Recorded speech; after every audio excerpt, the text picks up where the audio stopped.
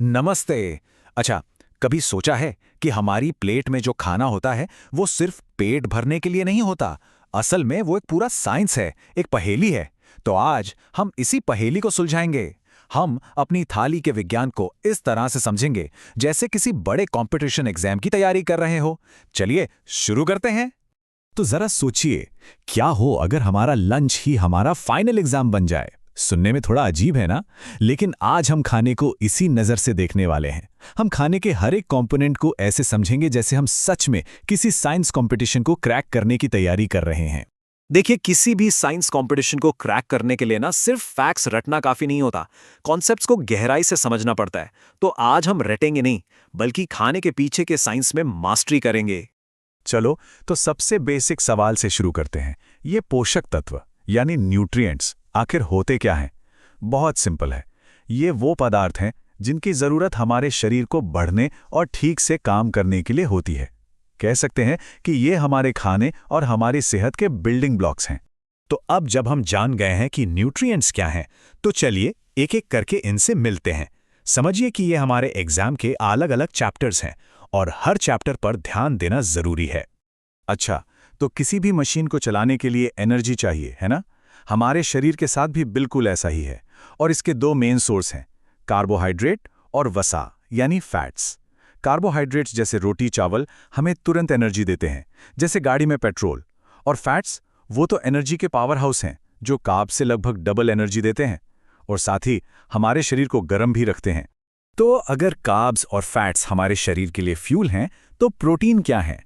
Protein है हमारे शरीर के बिल्डिंग ब्लॉक्स।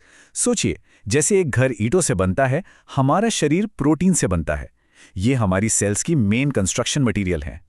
अब प्रोटीन का काम ना बड़ा मजेदार है। इसके दो बहुत ही जरूरी रोल हैं। पहला, ये शरीर को बढ़ने में मदद करता है, नई नई सेल्स बनाकर। और दूसरा, हमारे शरीर में जो रोज की टूट फूट होती है ना, उसकी मरम्मत भी यही करता है।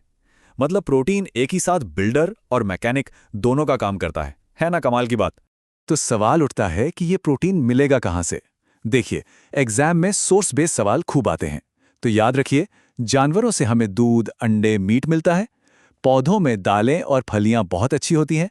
और हाँ, एक ट्रिकी सवाल जो बन सकता है, पौधों से मिलने वाले प्रोटीन का सबसे रिच सोर्स कौन सा है?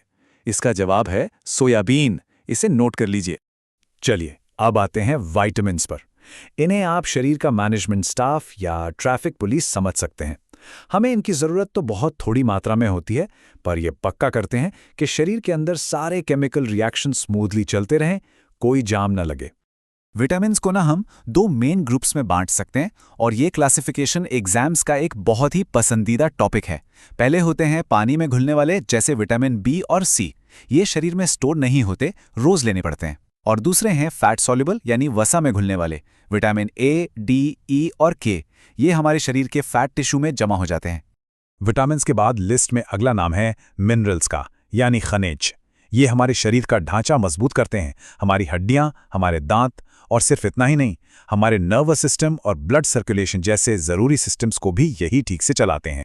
कैल्शियम, आयरन, जिंक, ये कुछ ऐसे जरूरी मिनरल्स हैं जो हमें अलग अलग तरह के खाने से मिलते हैं।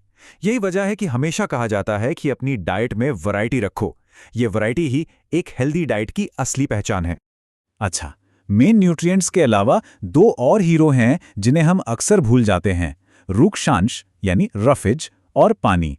रफेज हमारे डाइजेस्टिव सिस्टम के लिए एक सफाई कर्मचारी की तरह काम करता है, कब्ज को दूर रखता है। और पानी, अरे हमारा शरीर 70% तो पानी ही है। डाइजेशन से लेकर बॉडी टेम्परेचर कंट्रोल करने तक लगभग हर काम में इसकी जरूरत पड़ती है। तो ठीक है, हमने एग्जाम के अलग अलग चैप्टर्स तो पढ़ लिए। अब वक्त है इन सबको एक साथ जोड़ने का और बैलेंस डाइट के कॉन्सेप्ट को समझने का। ये हमारे इस फूड टेस्ट का, समझिए, फाइनल क्वेश्चन है। तो ये बैलेंस डाइट या संतुलित आहार होता क्या है? बहुत सिंपल है। एक ऐसी डाइट जिसमें सारे जरूरी न्यूट्रिएंट सही मात्रा में मौजूद हों, ना कोई कम ना कोई ज्यादा। बस यही सिंपल सा बैलेंस हमें हेल्दी रखता है। लेकिन ये बैलेंस बनाएं कैसे? इसके लिए हमारे पास एक बहुत काम का टूल है, फूड पिरामिड। ये एक विजुअल गाइड है। जो चीजें पिरामिड में सबसे नीचे हैं, जैसे अनाज, वो हमें सबसे ज्यादा खानी चाहिए। और जो सबसे ऊपर हैं, जैसे फैट्स और मीठा, वो सबसे कम।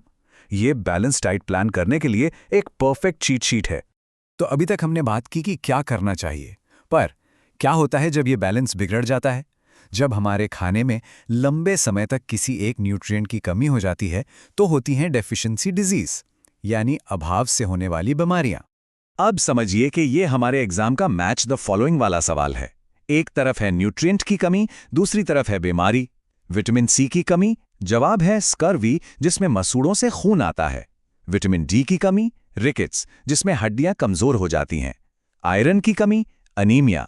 हर कमी का एक सीधा खतरनाक नतीजा होता है। एग्जाम के लिए ये टेबल बहुत बहुत जरूरी है।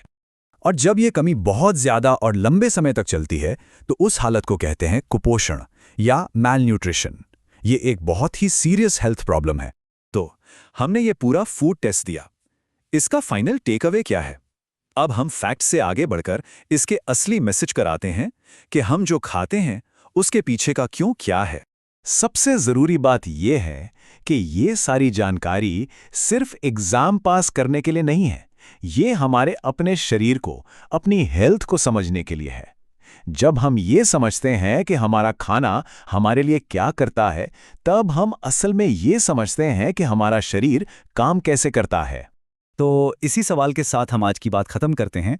अब जब खाने के पीछे का क्यों पता चल गया है, तो अपनी प्लेट में क्या बदलाव लाएंगे? अगली बार जब खाने बैठे हैं तो याद रखिएगा, ये सिर्फ लंच नहीं है, ये आपकी सेहत का एग्जाम है, और इसे पास कैसे करना है ये अब आप जानते हैं।